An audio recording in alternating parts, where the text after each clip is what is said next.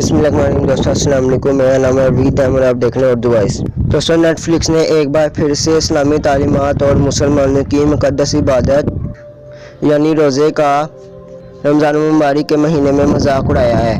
दोस्तों एक शौक है लड़की को शराब के साथ बिस्मिल्लाहिर्रहमानिर्रहीम पढ़ते हुए रोज़ा अफ्तार करते हुए दिखाया जा रहा है। अस्तगफिरुल्लाह। जिसके सामने एक लड़का बैठा हुआ है और उसे रोज़ा खोलने के लिए ऐसे इंसिस्ट कर रहा है कि जैसे कोई ये चैलेंज हो। लड़की के बाल खुले हुए हैं, बैकग्राउंड में बेहुदा किस्म का म्यूज़िक चल रहा है और ये लड़की बिस्मिल्लाहिर्रहमानिर्रहीम पढ़कर इस शराब को पीकर रोज़ा अफ्तार करती है। Break the fast. Break the fast. Break the fast. 5, 4, 3, 2, 1. दोस्तों आप अंदाज़ा लगा सकते हैं कि इस वीडियो के अंदर कितनी ज़्यादा तौहीन और मुसलमानों को सोचे समझे तरीके से क्या सिखाने की कोशिश की गई है। वैसे भी सिलसिला कोई नया नहीं है, क्योंकि नेटफ्लिक्स आज से पहले भी ऐसे के काम कर चुका है जो कि मैं अपनी वीडियोस में एक्सपोज करता रहा हूँ। मगर अफसोस कुछ इस बात का है कि लोग ये सब देखकर इसको मैं इत्तेफाक समझकर छोड़ देते हैं और नेटफ्लिक्स बाकायदा एक सैटेनिक एजेंडे पर काम कर रहा है और वो एजेंडा है इस्लामोफोबिया और सिर्फ मज़हब इस्लाम का खौफ। और ये खौफ इस्लाम से आखिर क्यों है ये समझना कोई ज़्यादा मुश्किल नहीं है, क्योंकि दुनिया में जितने भी मज़ाहिब हैं उनमें वक्त के साथ अपनी मर्ज़ी का बदलाव कर लिया गया है सिवाय इस्लाम के। ना फिर इनके मानने वालों ने वक्त के साथ खुद को बदल लिया है, ना फिर अपने कायद पर कॉम्प्रोमाइज़ करके इनको मॉडर्न कर लिया है। लेकिन इस्लाम वो वाहिद मज़हब है जिसको वक्त के साथ बदलने की सलाहियत, इसलिए आज से फ्लेक्सिबिलिटी बिल्कुल नहीं है कि अल्लाह ताला ने जो अहकामात नाजिल किए इन्हें कोई भी शख्स अपने किसी किस्म के फ़ायदे ना फिर ज़ाती मफाद के लिए बदल नहीं सकता। वो हमेशा से जैसे थे वैसे ही रहेंगे और यही चीज़ इन लोगों को सबसे ज़्यादा तकलीफ़ देती है, क्योंकि मुसलमान वो कौम है जो अपने मज़हब को ना सिर्फ बल्कि इसका अदब करती है, सबसे बढ़कर प्रैक्टिकली अपनी अमली ज़िंदगी में इसको राइज भी करती है।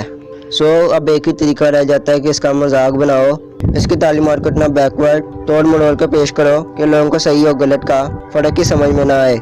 इसलिए नेटफ्लिक्स पर आपको एक के बाद एक इस्लामी एजेंडे के कॉन्सेप्ट पर फिल्म मिलेंगी जिनको फिल्म की कहानी का रद्द बदल करके अपनी मर्जी से और अपनी मर्जी के मकासद को हासिल करने के लिए पेश किया जाएगा।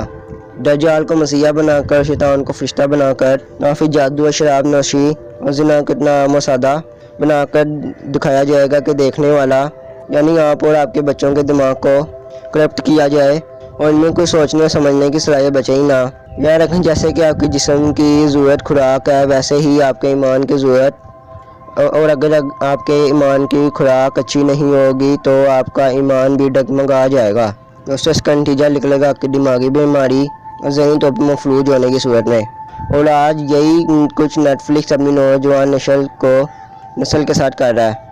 ये एक आलमी एजेंडा है जिसका कुछ सालों पहले तिकर कोई वजूद नहीं था, लेकिन कोरोना वबा के बाद जब लोग अपने घरों में नसूज हो गए यानी अपने घरों में कैद हो गए सलमा, और तो लोगों के दिमाग को जकड़ने के लिए इन्हें मार्क करने के डिजिटल सलमा पर इन्वेस्टमेंट शुरू कर दी और इनको आदी बनाया गया। और आज आप खुद देखकर फैसला कर लें कि ये हर इंसान के घरों में फिटनिंग की तरह आ चुका है। इसके इस तरह के वाहियात कंटेंट को रोकने के लिए या सेंसर करने के लिए कोई इदारा मौजूद ही नहीं है। इस सीन के अंदर रोज़े जैसी मुक़द्दस इबादत का मजाक उड़ाना, वो भी एक हराम चीज़ के साथ, क्या ये मैं इत्तेफाक हो सकता है? बिल्कुल भी नहीं, बल्कि ये नेटफ्लिक्स के मामूल का हिस्सा बन चुका है। आप खुद सोचकर देखेंगे शराब जैसी हराम चीज़ इंसानी जिस्म में दाखिल होकर एक रोज़े जैसी मुक़द्दस इबादत को, वो शराब जिसका एक कतरा भी जानबूझ के जिस्म के अंदर चला जाए तो इंसान की कोई इबादत कबूल नहीं होती। क्या इसे बनाने वालों को इसकी संगीनी का अंदाज़ा बिल्कुल भी नहीं होगा? बिल्कुल अंदाज़ा है, लेकिन अब देखना यह है कि क्या आपको भी इसकी संगीनी का अंदाज़ा है।